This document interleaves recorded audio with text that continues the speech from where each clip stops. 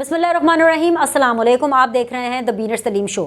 دو بڑی خبریں ہیں اور یہ دو بہت ہی بری خبریں ہیں عمران خان کے لیے۔ اس حد تک بری خبریں ہیں کہ عمران خان رات کو سو نہیں پائیں گے، ان کی نیندیں واقعی میں جب سے یہ دونوں خبریں آئی ہیں ان کی نیندیں اڑ چکی ہیں۔ سب سے پہلے تو یہ ہے کہ آف کورس جو ایک ادارہ ہے، کیونکہ عمران خان کو اسٹیبلشمنٹ کے اوپر ہمیشہ سے تکیہ رہا ہے، وہ ہمیشہ سے وہ یہی اپنا جو کام ہے، اپنے بدلے ہوں، ملک چلانا ہو، اپنے مخالفین کو نیچا دکھانا ہو، وہ سارے کام جو ہیں وہ اسٹیبلشمنٹ سے لیتے رہے ہیں، جنرل باجوہ صاحب سے لیتے رہے ہیں، جنرل فیض صاحب سے لیتے رہے ہیں۔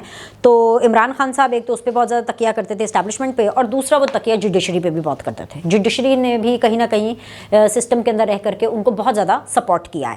تو ایسے میں یہ خبر ایسی ہے کہ عمران خان کے تو بالکل ہوش اڑ گئے، اور خبر یہ ہے کہ جو لاہور ہائی کورٹ کے جو چیف جسٹس ہیں ان کا آف کورس ریفرنس بھی ہے، لیکن تبادلہ بھی آف کورس ان کا ہوا ہے۔ اور تبادلہ ان کا کہاں ہوا ہے؟ یہ بڑی انٹرسٹنگ چیز ہے۔ ان کا جو تبادلہ ہے وہ شریعت کورٹ میں ہوا ہے۔ اب یہ جیسے ہی خبر آنی تھی، پی ٹی آئی کے تو انہیں پٹنے شروع ہو گئے کہ بھئی یہ دیکھیں اب جوڈیشری کے اندر بھی جو ہے چھیڑ چھاڑ ہو رہی ہے، سب کچھ ہو رہا ہے۔ وہ میں اکثر آپ کو کہتی ہوں نا، جب ہواؤں کا رخ بدلتا ہے تو ہر چیز بدل جاتی ہے۔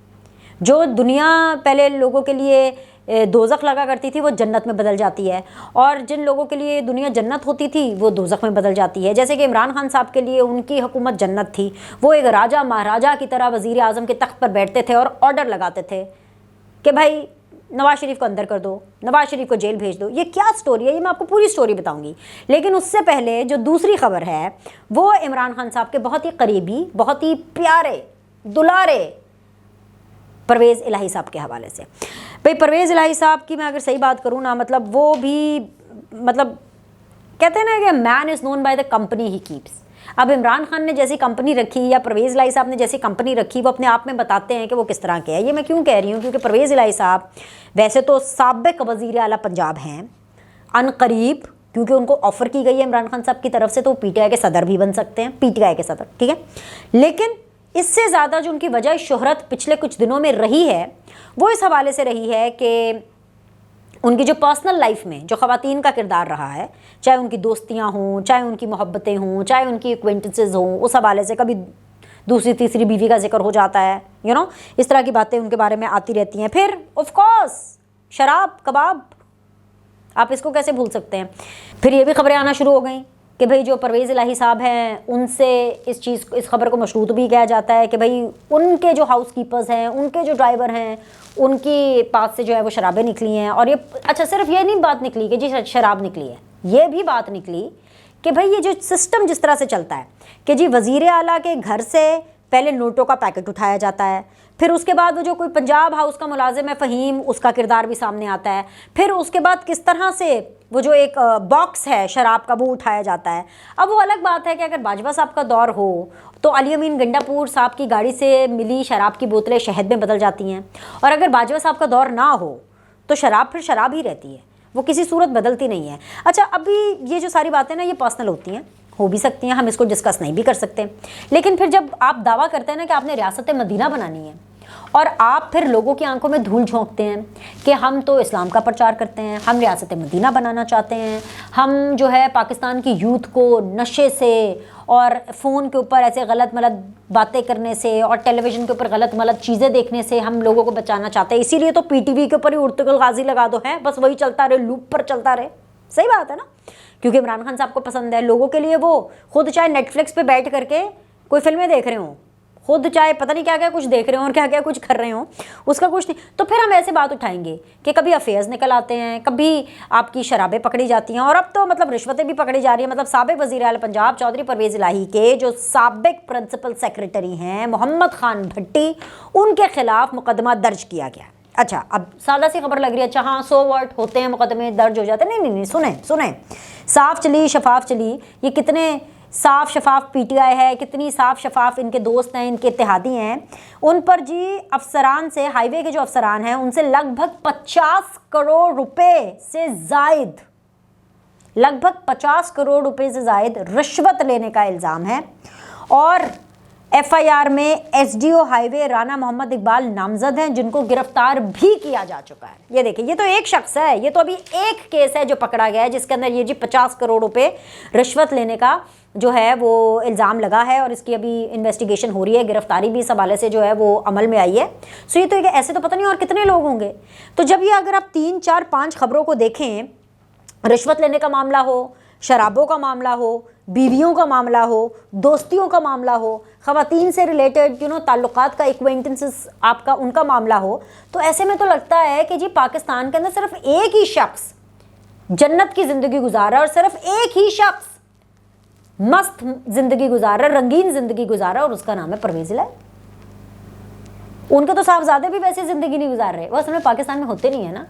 मुन्नस तो है ही नहीं पाकिस्तान में, पता नहीं कब से नहीं है पाकिस्तान में, वो तो बैठे हुए हैं मुल्क से बाहर, पता नहीं स्पेन में है, कहाँ है, मतलब जहाज़ हैं उसको लिए फिर रहे हैं, वो तो होते ही नहीं पाकिस्तान। लेकिन पाकिस्तान में अब्बा जी ने रिकॉर्ड तोड़ दिया है। परवेज़ इलाही साहब की रिकॉर्ड तोड़ परफॉर्मेंस है अय्याशी में और रंगीन ज़िंदगी में। मुझे तो लगता है उन्होंने इमरान खान का भी पीछे छोड़ दिया होगा। चलें ठीक है, खुश रहें परवेज़ इलाही साहब, आपके लिए सर मैं ये दुआ करती हूँ, आप खुश रहें, तंदुरुस्त रहें, सेहतमंद रहें, पर पाकिस्तान की आवाम पर आप लोग करम करें प्लीज़। आपने जो करना अपनी पर्सनल लाइफ में करें, बस आइंदा आप हुक्मरानी में मत आइएगा। अच्छा जी, आगे देखें जी, आगे और क्या खबरें हमारे पास आ रही हैं। हाँ, खबरें तो और भी बहुत दिलचस्प हैं, और वो खबरें ये हैं कि पाकिस्तान तहरीक इंसाफ एक दरख्वास्त लेके आज लाहौर हाई कोर्ट गई, और उनको ये लगा कि भाई जो हुकूमत है वो इंतखाबात शायद नहीं कराना चाहती, और अभी तक हमें डेट नहीं दी है। खैर अदालत ने तो 3 फरवरी तक मामले को निपटा दिया है, 3 फरवरी को पता चलेगा कि ये आगे मामला कैसे बनता है। लेकिन वज़ीर कानून ने ये कहा है कि भाई कानून में इस चीज़ की बिल्कुल गुंजाइश है कि जो इंतखाबात हैं उनको आगे किया जा सके। मतलब कि उन्होंने एक इंदिया दे दिया वज़ीर कानून ने कि ज़रूरी नहीं है कि 90 दिनों के अंदर ये इंतखाबात हों, या आगे भी हो सकते हैं।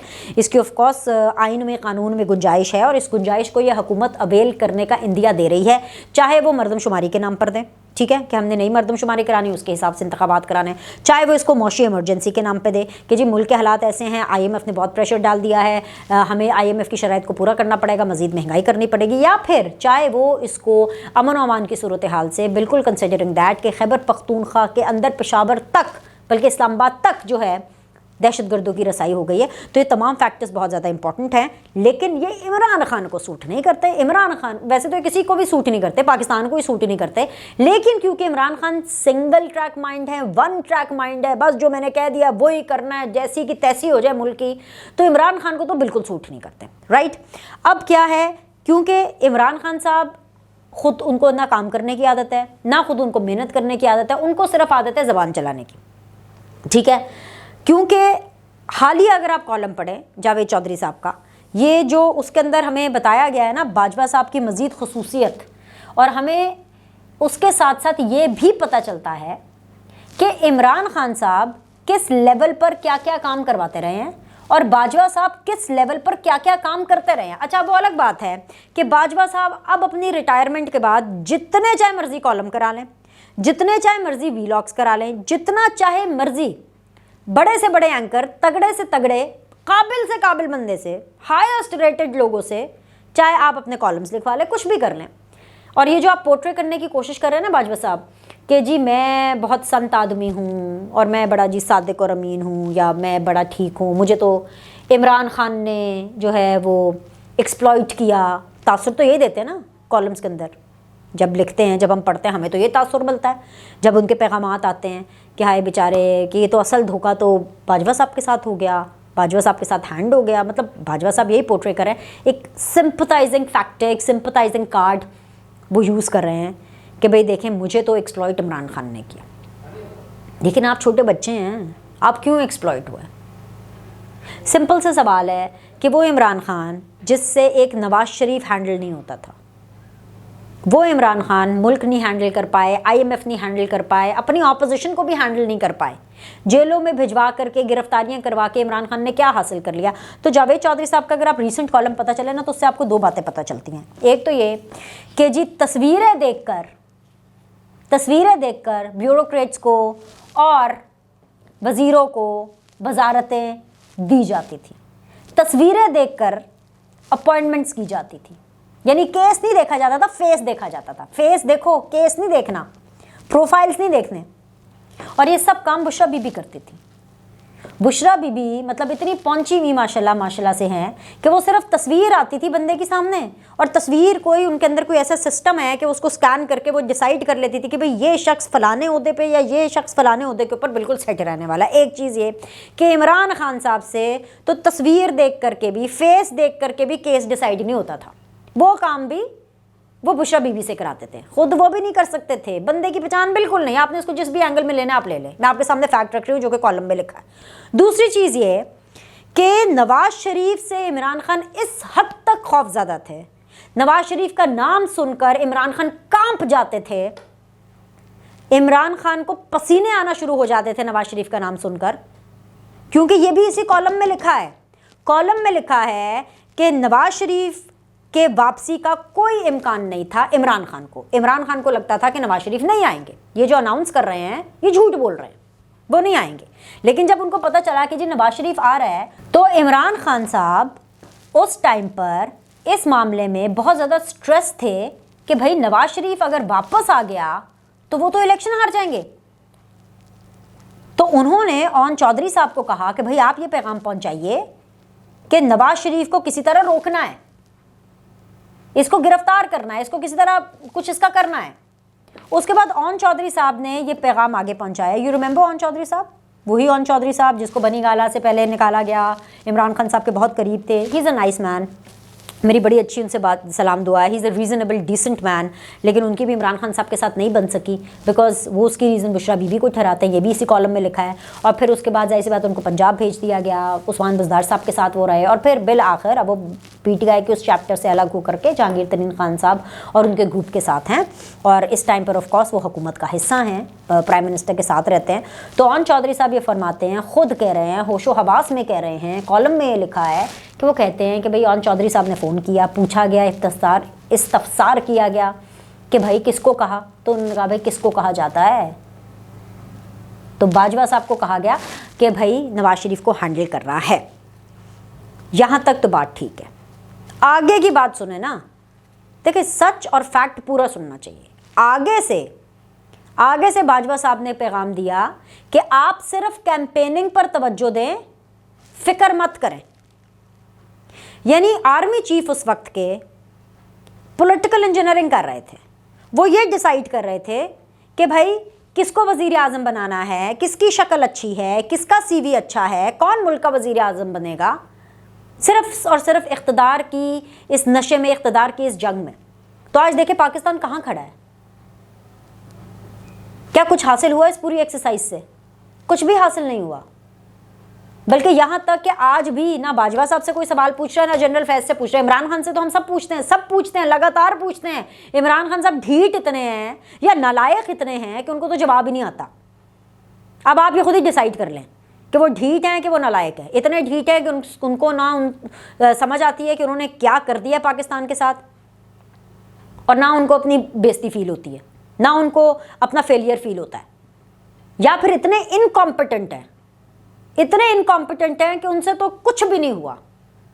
बस सिर्फ नवाज शरीफ का नाम सुनते ही कपकपी छा जाती थी, कंबल ले लेते थे, पसीने छूटना शुरू हो जाते थे, कांपना शुरू कर देते थे। दैट्स इट, यही रियलिटी है उनकी।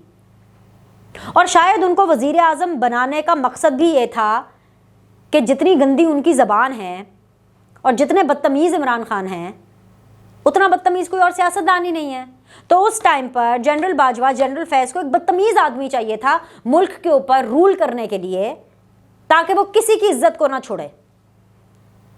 तो जब आप दूसरे के लिए गड्ढा खोदते हैं ना, उसमें कभी कभी आप भी गिर जाते हैं। इसीलिए मुझे कभी कभी अफसोस होता है, क्योंकि जो मौजूदा आर्मी चीफ़ हैं उनका तो ऑब्वियसली अभी तक तो उनका रोल जो है नज़र नहीं आ रहा, और ना उनका रोल इस ट्राइका में जनरल बाजवा, जनरल फैज़ और इमरान खान के ट्राइका में नज़र आया। लेकिन उनके ख़िलाफ़ भी ट्रेंड्स चल रहे हैं, जरदारी साहब के ख़िलाफ़ भी ट्रेंड्स चल रहे हैं, इल्ज़ामात चल रहे हैं, मरीम नवाज़ के ख़िलाफ़ भी चल रहे हैं, नवाज शरीफ के ख़िलाफ़ भी चल रहे हैं, सबके ख़िलाफ़ चल रहे हैं। और बाजवा साहब आराम से बाहर रिटायरमेंट के बाद अपने आराम से कॉलम्स और अपने मौक़िफ़ दिए जा रहे हैं। इतना दूध का धुला हुआ कोई भी नहीं है, मज दी पहन होंदी है, ये सारे मिले में। तो इट्स हाई टाइम कि सब अपनी अपनी ज़िम्मेदारी लें और इन सबको सामने आकर के ख़ुद अपने गुनाहों का एतराफ़ करना चाहिए, फिर ही पाकिस्तान आगे बढ़ सकेगा। لائک کریں، سبسکرائب کریں، ہم بھی آگے بڑھیں گے. آپ سے اگلے دی بینر سلیم شو میں ملاقات کرتے ہیں.